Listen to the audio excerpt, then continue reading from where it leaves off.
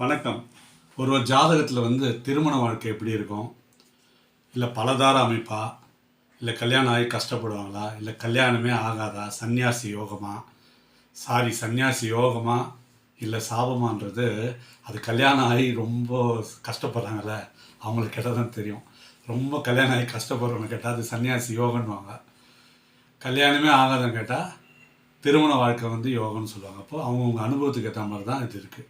இருந்தாலும் ஒரு ரெண்டு உதாரண ஜாதகம், உண்மையான ஜாதகம் தான், பேர் சொல்லாமல் ஆண் பெண்ணுன்னு சொல்லாமல் என்னோடய கிளைண்ட்ஸ் தான். அந்த ரெண்டு விதமான ஜாதகத்தை பார்க்கலாம். ஒருத்தர் கல்யாணமே ஆகலை ஏன்றதையும், ஒருத்தங்களுக்கு 2-3 கல்யாணம் ஆகியும் அவங்க பிரிஞ்சு சண்டை சச்சரவோடு நிம்மதி இல்லாமல் வாழறாங்க. இந்த வித்தியாசமான 2 ஜாதகத்தை உதாரணமாக நம்ம பார்ப்போம். இப்போ முதல் ஜாதகம் பாருங்கள். எந்த ஒரு ஜாதகமாக இருந்தாலும் லக்னத்துக்கு 2ஆம் இடம்ன்றது குடும்பஸ்தானம், 7ஆம் இடம்ன்றது திருமணஸ்தானம், கலத்திரஸ்தானம் சொல்லுவாங்க. 11ஆம் பாவம் உல்லாசம், சல்லாபம், மகிழ்ச்சி அப்படின்னு சொல்லுவோம். 12ஆம் பாவம்ன்றது படுக்கை சுகம். இந்த 4 பாவங்கள் நல்லா இருந்தால் தான் திருமண வாழ்க்கை அவங்களுக்கு ஓரளவு நல்லாயிருக்கும். இப்போ இந்த ஜாதகருக்கு இப்போ நான் பேரே சொல்ல, டேட் ஆஃப் பர்த் டைம்னு சொல்லலை, என்கிட்ட இருக்குது டீட்டெயில்ஸ். அப்போ யாருன்னு தெரியாமல் நம்ம சொல்கிறது தான் நல்லது. பட் இது ஒரு உண்மையான ஜாதகம். இப்போ முதல்ல இந்த ஜாதகத்தில் 2ஆம் இடம் எப்படி இருக்குன்னு பாருங்கள். இந்த லக்னத்துக்கு, மீன லக்னத்துக்கு 3க்கும் 8க்கு அதிபதி சுக்கிரன், 3 8. அப்போ இவர் கெட்டவர், இவர் பாவி. இந்த லக்னத்துக்கு தேவகுரு, இந்த லக்னம் தேவகுரு, மீன லக்னத்துக்கு அதிபதி குரு தேவகுரு, சுக்கிரன் அசுரகுரு.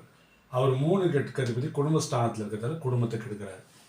அடுத்தது இந்த 2ஆம் அதிபதி செவ்வாய் அப்படின்றது 6ல் இருக்குது.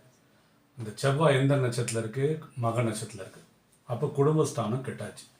அடுத்தது 7ஆம் பாவம். 7ஆம் பாவம் இந்த லக்னத்துக்கு, இது உபய லக்னம். உபய லக்னத்துக்கு 7ஆம் பாவம் பாதகாதிபதி, மாரகாதிபதி, கேந்திராதிபதினு 3 வித தோஷம் இருக்குது. இந்த 3 வித தோஷம் இருக்க இந்த புதன் 12ஆம் இடத்துல போய் வக்கரமாகி மறைஞ்சிட்டாரு. 12ஆம் இடத்துல இது போய் கெட்டு போகுது. கூட கேதுவும் இருக்குது, சந்திரனும் இருக்குது. அப்போ சந்திரன் புதன் கேதுவாகி கெட்டு போகுது. அப்போ 7ஆம் இடமும் இங்கே கெட்டு போயிருக்கு. அடுத்தது 11ஆம் பாவம் சனி. இந்த 11ஆம் பாவன்ற சனியும் இங்கே வக்கரமாய் 6ஆம் பாவத்தில் இருக்குது. அடுத்தது 12ஆம் பாவம் சனி, அதுவும் 6ஆம் பாவத்தில் இருக்குது. இப்போ முக்கால்வாசி பாருங்கள், இந்த 6 8 12 இருக்குது. 8ஆம் அதிபதி சுக்கிரன், 6 12 டோட்டல் கிரகமே இங்கே இருக்குது. இங்கே 6ஆம் அதிபதி சூரியன் லக்னத்தில் இருக்கார். லக்னாதிபதி குரு 6ல் இருக்கார். அப்போ இது என்ன சொல்லுதுன்னா, இவர் பிறக்கும் போது சதய நட்சத்திரத்தில் பிறந்திருக்காரு சந்திரன். இந்த புதனும் சதய நட்சத்திரத்தில் தான் இருக்குது. பிறக்கும்போது சதய நட்சத்திரம் போது ராகு 6ல் இருக்குது. இந்த ராகு கேது நட்சத்திரத்தில் இருக்குது. அப்போ ராகு கேதுவா 6 12, ராகு தசை 17 வருஷம் அவருக்கு இருந்தது. அதில் 6 12னா தனிமை வாழறது. அப்புறம் குரு தசை வந்தது, அது ஒரு 16 வருஷம். குருவும் கேது நட்சத்திரத்தில் இருக்குது.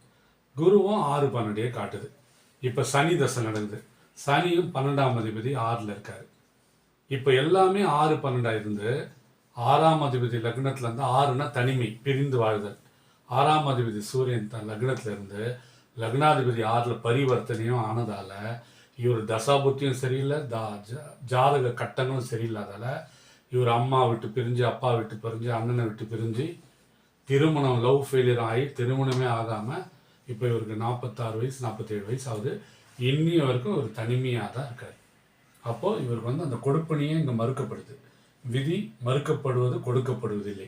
இந்த ஜாதகம் எவ்வளோ துல்லியமாக எப்படி இருக்குது பாருங்கள். அதனால் இவருக்கு சந்தோஷம் இல்லை, நிம்மதி இல்லை. இவர் ஒரு பிஸ்னஸ் பண்ணி ஒரு 10 பேருக்கு ஹெல்ப் பண்ணின்னு இருக்காரு. அது மட்டும் தான் நடக்குது. இவருக்கு எப்பயுமே ஒரு தனிமையான வாழ்க்கையே இருக்குது. இது சன்னியாசி யோகம்னு சொல்லுவோம்.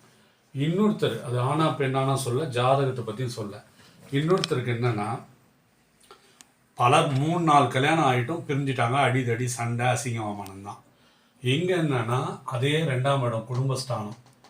குடும்பஸ்தானத்தில் குரு உச்சமாக இருக்கார். உச்சம்னா பவராக இருக்கார். ஆனால் இந்த உபய லக்னத்துக்கு 7ஆம் அதிபதி குரு பாதகாதிபதி, மாரகாதிபதி, கேந்திராதிபதி. ஆக மொத்தம் இந்த 3 விஷயத்தை இருக்கும் இடத்துக்கு எடுத்துருவார். அப்போ குரு குடும்பஸ்தானத்துக்கு எடுத்துட்டார். இந்த லக்னத்துக்கு இந்த குரு கெட்டவர், அவர் இருக்கிற இடத்துக்கு எடுத்துட்டார். கூட கேது குடும்பஸ்தானத்தில் இருக்குது. அது உறவுகளை பிரிச்சிடும். கேது போல் கெடுப்பார் இல்லை. இல்லை குரு கேதுன்னு போது சந்தோஷம் நிலைக்காது, திருமணம் குடும்பம் கெட்டு போகுது. அடுத்தது 7ஆம் பாவத்தில் 8ஆம் அதிபதி சனி இருக்கார். அதனால் வாக்குவாதம், அடிதடி, சண்டை நடக்கும். இந்த 7ஆம் அதிபதி குரு தான் 2ல் இருக்கார். அப்போ 7க்கு இங்கேருந்து பார்த்தீங்கன்னா அது 8. அப்போ வரக்கூடிய கணவனோ மனைவியோ திருப்தியற்ற மனநிலையில் ஒரு தேவையில்லாத பிரச்சனைங்க, அடிதடி, சண்டை, கேரக்டர் சரியில்லாதவங்க தான் வருவாங்க. அதால் திருமண வாழ்க்கை மறுக்கப்படுது. சுக்கிரனும் நீச்சமாக இருக்குது.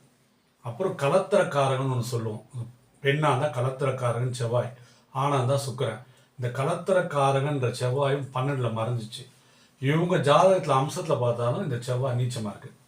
11ஆம் அதிபதி இந்த செவ்வாய் தான் 12ல் இருக்குது, கெட்டு போச்சு. 12ஆம் அதிபதி சுக்கிரன், அதுதான் சுக்கிரன் நீச்சமாக இருக்குது.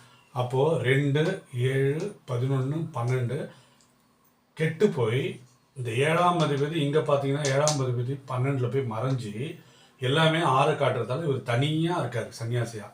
இங்கே 7ஆம் அதிபதி உச்சமானது, உச்சம்னா 100 மார்க்குன்னு வச்சுங்களேன்.